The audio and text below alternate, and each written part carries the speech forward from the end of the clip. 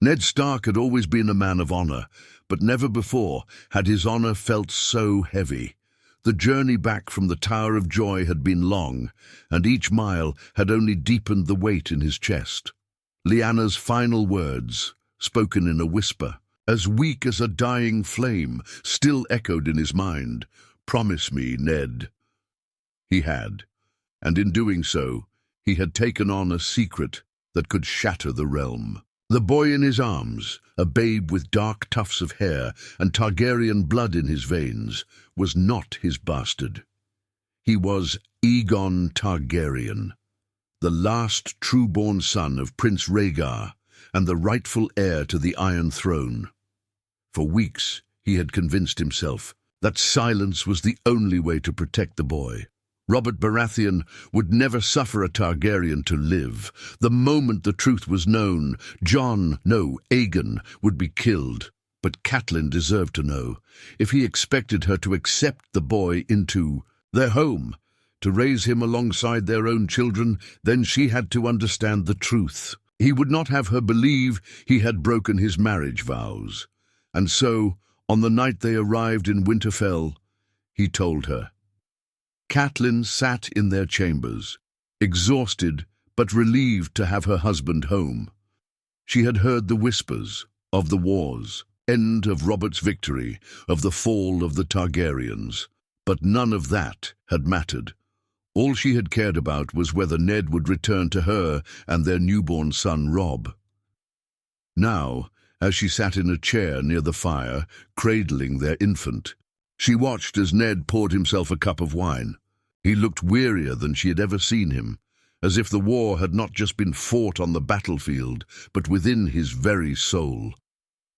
"I must speak with you," he said finally, his voice low. She looked up, concerned. "What is it?" Ned turned toward the door, where his loyal guardsman Harwin stood with a bundle in his arms, a small, sleeping baby. Catelyn's breath caught in her throat. Ned took the babe gently, dismissing Harwin with a nod. Then he stepped toward her, his expression unreadable. "This is Jon," he said. "He is not my son, but my sister's." Catelyn's brow furrowed in confusion. "Your sister's?" Ned knelt before her, placing the sleeping child on the bed beside Robb. The two babies lay side by side, innocent and unaware of the storm that raged around them. Catelyn looked at Ned, searching his face for deception, for hesitation. She found none. "My sister, Lyanna," he continued, his voice thick with grief. "Before she died, she gave birth to this boy.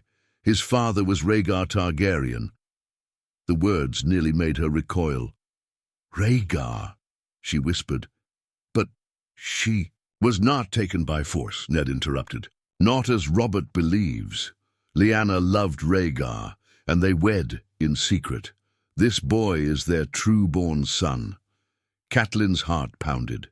She had expected a confession of betrayal, a story of war-born indiscretion. But this? A Targaryen child? "This is treason," she whispered, glancing toward the door as if Robert Baratheon himself might burst through it. "Ned, if the king learns of this—" "He must never learn," Ned said firmly. "No one can. To the world, he must be Jon Snow, my bastard. It is the only way to keep him safe." Catelyn's breath came unsteady. She looked down at the baby, Aegon, whatever his name truly was, and saw not a child, but a danger, wrapped in swaddling cloth. Her voice trembled. "You mean for me to raise him as one of ours?" Ned met her gaze, his own eyes pleading. "I ask only that you treat him kindly. He's innocent in all this." She turned away, staring at the fire. The flames flickered, throwing shadows across the walls. She could feel her own world shifting beneath her feet. Would she have hated a bastard? Yes. She would have resented him as proof of her husband's unfaithfulness. But this was not that. This was something far greater, far darker. The child of Rhaegar Targaryen and Lyanna Stark lay in her bedchamber, beside her own son. and Robert Baratheon would slaughter him if he knew. Slowly, she closed her eyes. "I will keep your secret," she said at last. "For Rob's sake, for Sansa's, for our family's safety." Ned exhaled, relief washing over him. But then she turned to face him, her blue eyes colder than the north itself. "But do not ask me to love him." Ned said nothing. He had never expected her to. As the fire crackled and the winds howled, outside Winterfell, Jon Snow slept soundly, unaware that his entire life had just changed. Catelyn Stark had always considered herself a strong woman. She had endured the uncertainties of war, the loneliness of a husband bound by duty, and the weight of ruling Winterfell in his absence. But nothing compared to the silent, gnawing tension that now lived in her heart, the presence of Jon Snow. She had agreed to keep the secret, to let the boy live, but she could not bring herself to look at him as one of her own. Every time she saw him, she saw Rhaegar Targaryen's blood, the same blood that had thrown the realm into chaos. He was not Ned's son, but he was a Targaryen prince, and that made him dangerous. She told herself she was protecting her own children by keeping her distance. But Jon was just a child, a helpless, innocent child. That thought haunted her most of all. Winterfell remained peaceful, but within its walls, tensions simmered like a pot about to boil over. The lords and servants whispered about Jon Snow, questioning Ned's honor in hushed voices. They believed the boy to be his bastard, and no matter how deeply the North respected Ned Stark, the whispers would not die. Maester Luwin, ever wise and observant, approached Catelyn one evening as she sat by the hearth, embroidering. "My lady," he said gently, "I see the way you look at the boy." Catelyn did not glance up. "And what way is that, Maester?" "The way a mother looks at something she fears." Her fingers tightened around the needle. "He is Rhaegar's son," she said quietly, "a dragon in a wolf's den. You know as well as I do what Robert would do if he learned the truth." Luwin sighed. "Yes, and yet he is still but a boy, a child without a mother, without a name of his own." Catelyn pursed her lips. It was not her responsibility to nurture him, not her duty to love him, but she would not harm him either.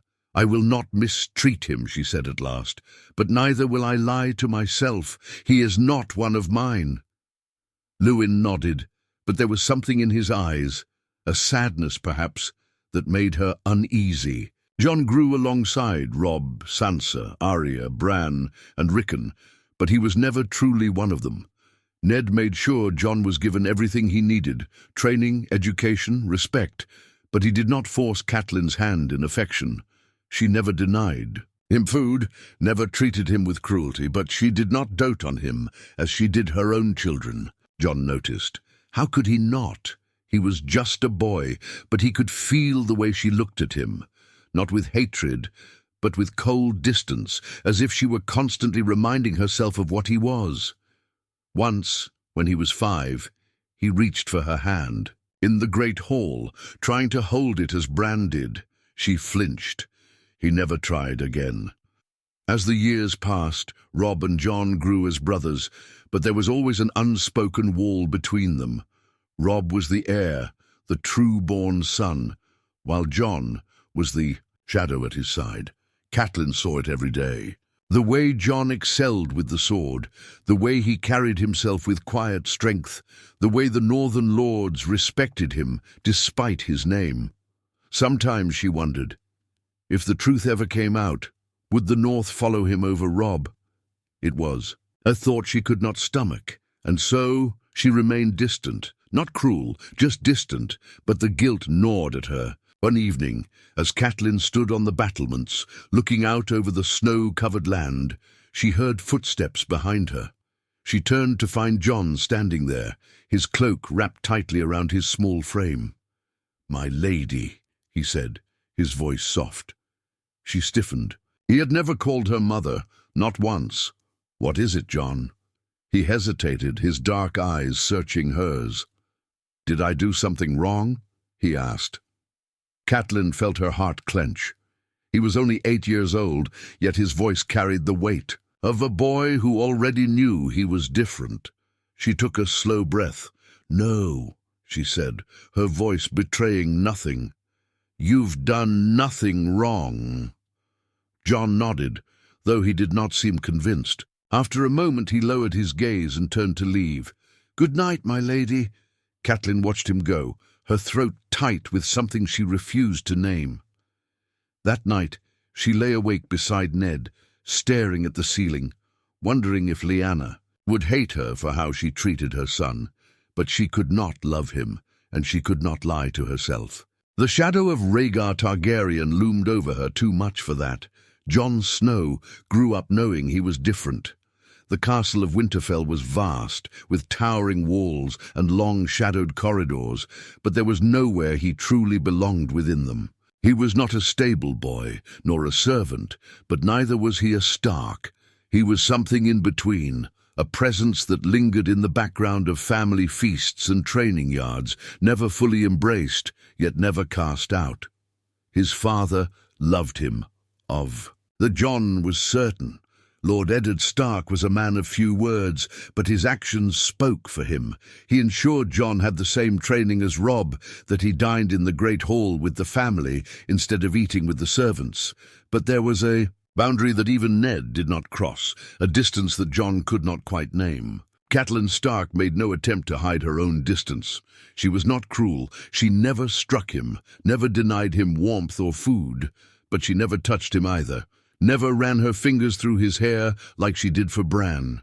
Never smiled at him the way she did for Robb. Never fussed over his tunic or scolded him for tracking mud into the castle. She simply acted as if he were not there. At first, Jon had tried to earn her approval. As a boy of 4, he had picked wildflowers for her in the spring and placed them at her door, the way Robb did. When she had seen them, she had frowned slightly and called a servant to remove them. By the time he was 6, he had stopped trying. The first time Jon truly understood what it meant to be a bastard, he was 8 years old. The other boys in the training yard whispered about it often, but Jon had never cared much for their words. He knew he was different, but he had his father, Robb, and his siblings. That had always been enough. But one day, a visiting lord, a minor bannerman of House Stark, had brought his sons to Winterfell. They had all trained together, sparring under Sir Roderick's watchful eye. Jon had bested the eldest boy, knocking him flat on his back. The boy had gotten up with a sneer, wiping blood from his nose. "Doesn't matter if you win," he spat. "You're still a Snow." Jon had blinked, confused. The boy's father had placed a hand on his son's shoulder, a gesture that was meant to be gentle, but his eyes had lingered on Jon with distaste. "A bastard has no name," the man said casually, as if discussing the weather. "No matter how well he fights." Jon had burned with shame. That night, he had sat in the Godswood, staring at the reflection of the weirwood tree in the dark water. "Why do I have to be Snow?" he asked Robb, who had found him sitting alone. Robb frowned. "Because that's what you are." "But why?" Jon's voice was tight with frustration. "You and I have the same blood. We have the same father. Why is your name Stark and mine is just Snow?" Robb hesitated. "I don't know," he admitted. Jon had turned away, staring into the water again. "It's not fair." Robb sat beside him. "Maybe," he said after a long pause, "but you're still my brother. And that means you're still a Stark to me." Jon had nodded, but the words did not comfort him. A name mattered, and he had none. It was a cold morning when Jon found himself in the Great Hall, eating his breakfast alongside his half-siblings. Lady Stark was speaking with Maester Luwin about letters from King's Landing, her tone calm and measured. She did not acknowledge Jon's presence. She never did unless it was necessary. Jon had learned not to let it bother him. He ate in silence, watching Robb laughing with Theon Greyjoy, Arya was flicking crumbs at Sansa when Catelyn caught her wrist in a gentle but firm grip. "Arya," she said disapprovingly. Arya scowled, but lowered her hands. It was such a small thing, that moment. Catelyn's gentle correction, her touch on Arya's wrist. Jon realized then that she had never touched him like that, never touched him at all. Something twisted in his chest. He had accepted her coldness long ago, but in that moment it cut deeper than it ever had before. Without a word, he pushed back from the table and left the hall. He knew no one would follow him. Jon found himself in the courtyard, gripping his wooden training sword with more force than necessary. The cold northern air bit at his skin, but he didn't feel it. Ghost, his direwolf, padded up beside him, red eyes gleaming. Jon knelt, running his fingers through the thick white fur. "You don't care that I'm a bastard," Jon murmured. Ghost did not answer, but he leaned into Jon's touch, a quiet reassurance. Jon exhaled and stood, lifting his practice sword. If he could not be Jon Stark, if he could not be a son of Winterfell, then he would make himself something else, something greater, something no one could take from him. A warrior, a fighter, a man worthy of a name even if he had none. And maybe, just maybe, one day Catelyn Stark would look at him and not see a shadow of the past. Maybe one day she would see him. But deep down, Jon doubted it. She never would. And so, he swung his sword again, alone in the courtyard, training harder than he ever had before. Winter in the north was unrelenting, a season that tested both body and spirit. Snow piled high against Winterfell's walls, turning the castle into a frozen fortress. The hearths burned day and night, filling the halls with the scent of wood smoke. But no fire could warm the cold that had settled between Jon Snow and Catelyn Stark. He had long since stopped trying to earn her approval. She had long since stopped pretending he might. But silence did not erase the tension that lived between them. Jon was 10 years old when he first saw the look of true fear in Catelyn Stark's eyes. It happened on an evening when the great hall was filled with laughter, songs, and the raucous voices of lords and knights sharing cups of ale. It was Lord Manderly's visit, and the feast was meant to honor the alliance between House Stark and White Harbor. Jon sat at the lower end of the table, close enough to Robb, Theon and Bran to feel like he belonged, but far enough from Lord Eddard and Lady Stark to be reminded that he did not. As servants poured more wine, Lord Manderly, large and red-faced, let out a booming laugh. "Ah, but look at him," he declared, his eyes landing on Jon. "The boy's a Stark through and through." Jon froze, his fingers tightening around his cup. Silence fell for just a moment before Lord Manderly chuckled, nudging Ned's arm. "Come now, Stark. You could have given the boy your name. Everyone can see he's yours." Catelyn's hand went stiff around her goblet. Ned's jaw clenched. "He has my blood, and that is all that matters," he said simply. It should have ended there, but Lord Manderly, deep in his cups, laughed again. "Bah! Snow's no name for a lad like that. If not Stark, perhaps you should have called him something stronger, Jon Stone or Jon Rivers. Or better yet," he leaned back with a grin, "Jon Waters, in honor of his mother's southern blood." The great hall was still loud, but Jon felt the weight of the stairs. His face burned, not just from embarrassment, but from something deeper. Anger, shame, the ever-present reminder that he did not belong. Then he saw Catelyn's face. Her expression was carefully measured, but her eyes betrayed her. They were not filled with the cold indifference she usually showed him. They were filled with fear, not fear of Jon himself, but fear of what those words could mean. Because if lords like Manderly questioned his name, if they whispered about his resemblance to the Starks, if they suggested that he deserved more than Snow, then it would not be long before someone asked the right question, someone who might realize the truth. Catelyn caught Ned's gaze, and something unspoken passed between them. A warning, a plea. The feast carried on, the laughter resumed, but John did not miss the way Catelyn's fingers clenched against the table, the way her breath came slower, as if she were forcing herself to stay calm. He did not miss the way she looked at him, as if he were a storm waiting to break. John had spent his whole life feeling unwanted by Lady Stark. But that was the first time he realized she feared him. That night, as Catelyn lay beside her husband, in their chambers, she whispered, it would be safer if he left. Ned was silent for a long time. I made a promise, he said at last. Catelyn turned onto her side, staring into the dark. I will not break your promise, Ned. I swore to keep his secret, but you saw the way they looked at him tonight. Ned's voice was heavy. I did. The more he grows, the more they will talk. And one day, someone will put the pieces together. Then it won't just be whispers. Ned sat up, rubbing a hand over his face. He is my blood. I will not send him away. Catelyn's throat tightened.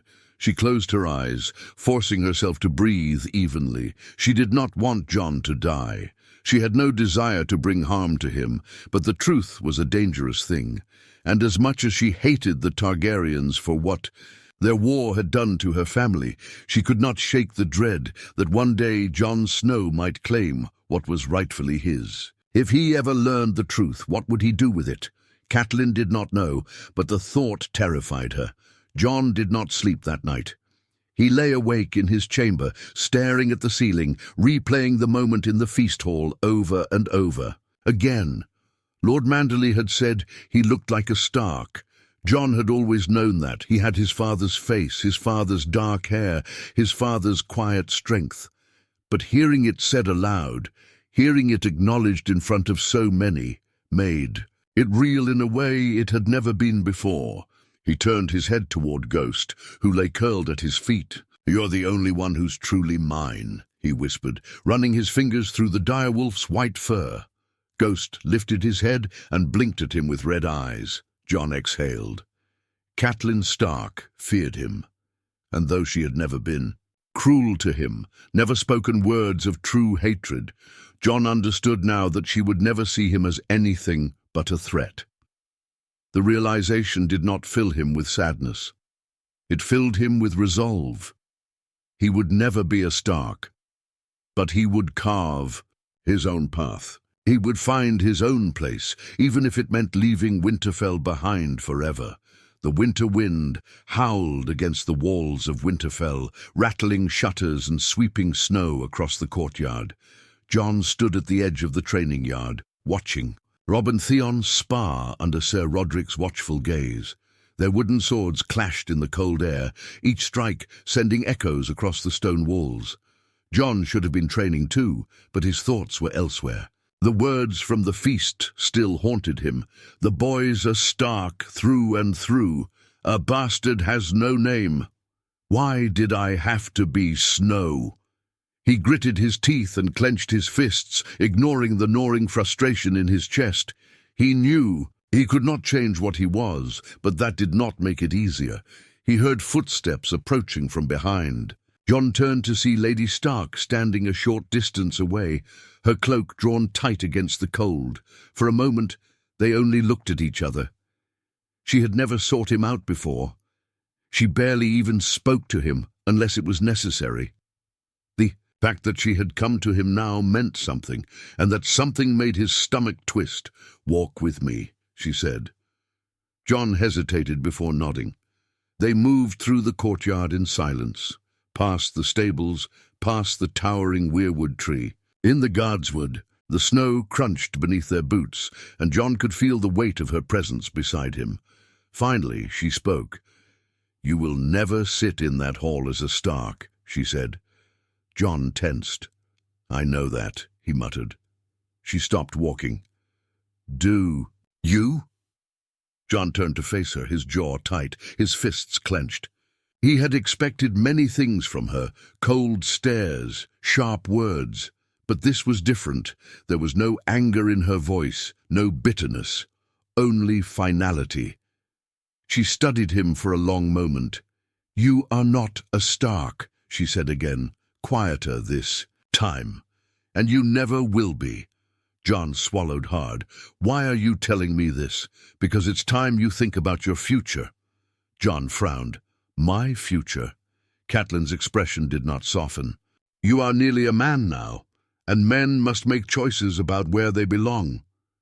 Jon felt something tighten in his chest. "Are you telling me to leave?" She did not answer right away.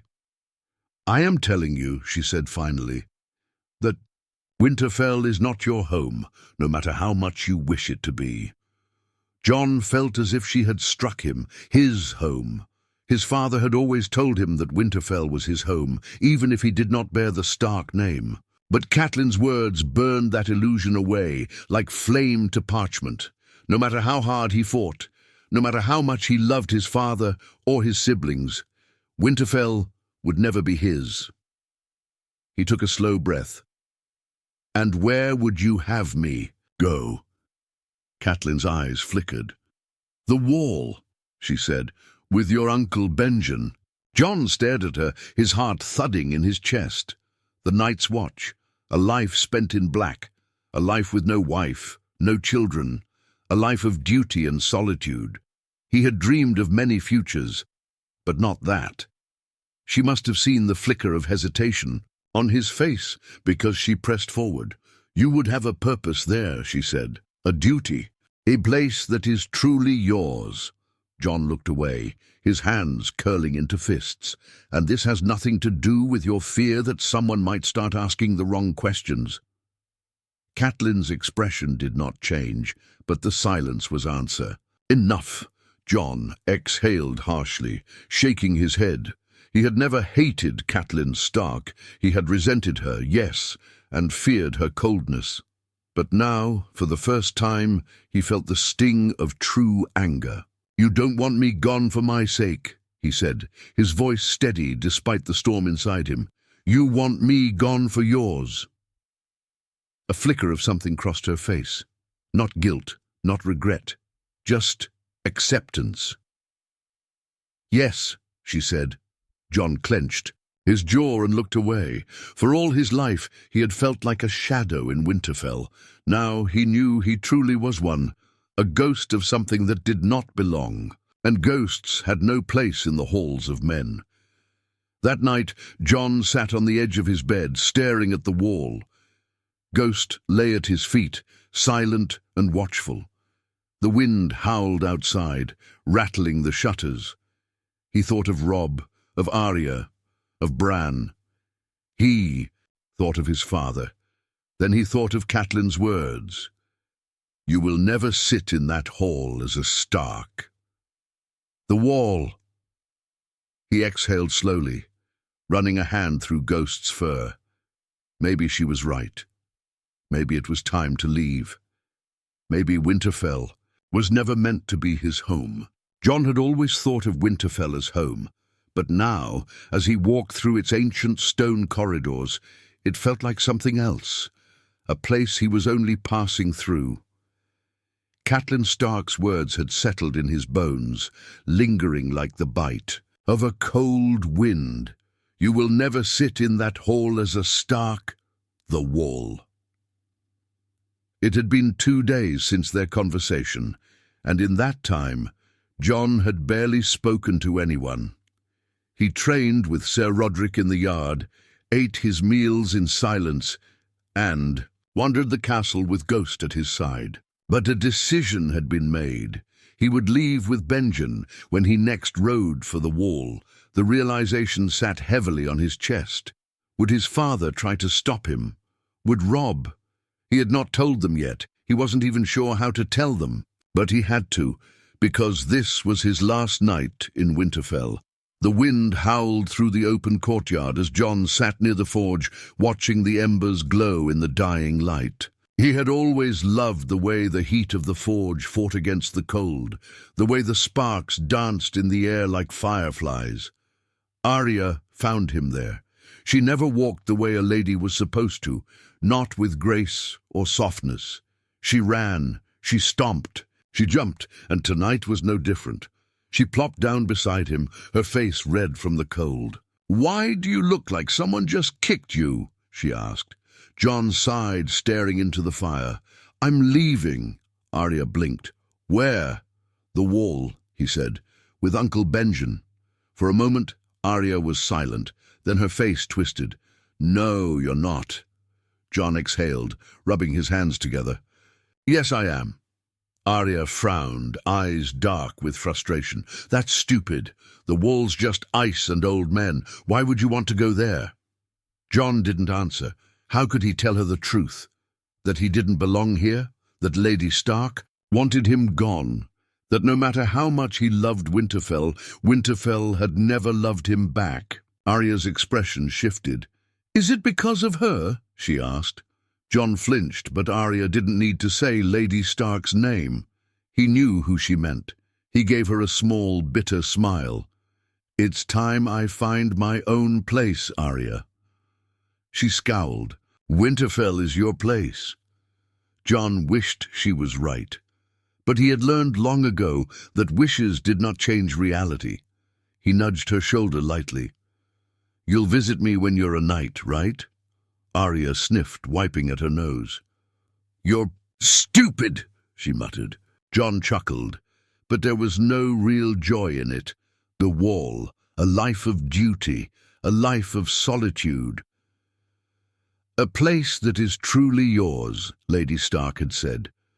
But why did it feel like he was being sent away to be forgotten? Later that night, John stood outside, the great hall, watching as the lights flickered inside. He could hear the laughter of his family, his real family. Robb was in there, Bran, Sansa, Arya, Rickon, his father, and Lady Stark. John tightened his jaw. He could have walked inside. He could have taken a seat beside Robb, laughed with Theon, stolen a roll from Arya's plate just to make her scowl. But no matter how much he wished otherwise, he was not truly one of them, and he never would be. So instead, he turned and walked away. Ghost followed, silent as ever, as John made his way to his chambers. He would leave at first light. The dawn was a cold, grey thing. John stood in the courtyard, his breath curling in the freezing air as he fastened the straps of his cloak. His fingers were stiff from the cold, but he ignored the discomfort. He had barely slept the night before, but it didn't matter. He was leaving. Ghost stood beside him, silent and still, his white fur blending into the morning snow. The direwolf's red eyes flickered toward the great hall, where the rest of Winterfell was just beginning to stir. John didn't expect a grand farewell. Robb would understand. Arya would be angry. Sansa wouldn't care. Bran and Rickon were too young to know what his departure meant. And Lady Stark? John doubted she'd spare him a second glance. That thought shouldn't have hurt, but it did. Then he heard the footsteps. He turned. Lord Eddard Stark stood there, his face unreadable, his grey cloak billowing slightly in the wind. For a moment, neither of them spoke. Then Ned sighed, stepping forward. "You were going to leave without telling me." John swallowed hard. He had hoped to avoid this conversation. "You would have tried to stop me." "Perhaps," Ned admitted. "Or perhaps I would have given you my blessing." John frowned. "Would you?" Ned didn't answer right away. He looked at his son, really looked at him, as if memorizing his face. There was something heavy in his gaze, a sadness, a regret, a secret that had never been spoken. "I know why you're leaving," Ned said finally. John clenched his jaw. "Do you?" "I do."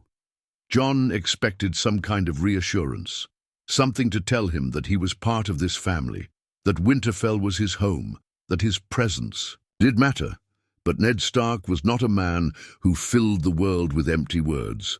Instead, he placed a firm hand on John's shoulder. "The Night's Watch is an honorable path," he said. "It is a hard life, but one with purpose." John nodded stiffly. "That's what I want." Ned searched his face for a long moment. Then he exhaled and lowered his voice. "Before you go, there is something I must tell you." John's heartbeat quickened. There was a weight to those words, something more than a farewell. Ned glanced around the courtyard, ensuring they were alone. Then he looked Jon in the eye. "You may not have my name," he said quietly, "but you have my blood. Never forget that." Jon swallowed. It wasn't the truth he wanted. It wasn't the answer to the questions that had haunted him for years, but it was something, and for now it would have to be enough. Jon gave a single nod. Ned let his hand fall away. "I will ride with you to the King's Road," he said. "We'll part ways there." Jon didn't argue. They had so few moments together. He would not waste this one. The King's Road stretched endlessly before them, a winding path of dirt and stone cutting through the frozen wilderness. The sun had barely risen, casting long, thin shadows across the trees. A cold wind howled from the north, biting at Jon's face as he rode beside his father. They had barely spoken since leaving Winterfell. Benjen Stark rode ahead with a few of his men, speaking in hushed tones about the state of the wall and the dangers that lurked beyond it. Jon listened, but his thoughts were elsewhere. This was the last time he would ride beside his father, the last time he would be Jon of Winterfell, even if only in his heart. He told himself this was what he wanted, that he had made this choice. But as he stole a glance at Ned Stark's quiet, solemn face, he couldn't shake the feeling that he was riding away from something he would never get back. They stopped at a small clearing just off the road, where the trees shielded them from the worst of the wind. Benjen dismounted first, motioning for his men to set up a small camp for a brief rest. Jon slid off his horse, stretching his legs, but his eyes remained on his father. This was it. Their goodbye. Ned turned to him, his face unreadable, the face of a man who carried too many secrets. For a moment, neither of them spoke. Then, at last, Ned let out a slow breath. "There's something I need to tell you, Jon." Jon straightened. His heart pounded. He had dreamed of this moment. He had imagined 100 different possibilities, a mother's name, a truth that would change everything, a reason for all the silence, all the distance, all the unspoken words. He had hoped for something more than just bastard. Ned hesitated. Then he shook his head. "The next time we see each other, I'll tell you everything." Jon frowned. "What do you mean?" "There are things you don't know," Ned said carefully. "Things I should have told you long ago." His expression darkened, as if war waged within him, but not yet, when we meet again. Jon searched his father's face, trying to understand, but Ned Stark's eyes gave away nothing. A part of him wanted to push for more, to demand the truth now, but he didn't. Instead, he nodded, accepting what little his father would give him. Ned Stark placed a firm hand on Jon's shoulder, squeezing once. "You are a Stark," he said, quietly. Jon felt something break inside him at those words. A lump formed in his throat, but he pushed it down. "Thank you, father." Ned's gaze softened at that. Then he turned away, mounting his horse. Jon watched him ride off, watched his last connection to Winterfell disappear into the trees. A cold emptiness settled in his chest. This was it. There was no turning back now. The road ahead was long, the wall waited for him, and Jon Snow would face it alone. But somewhere deep inside, he held onto his father's words, words that burned like a dying ember in the cold. "You are a Stark." And for now that was enough.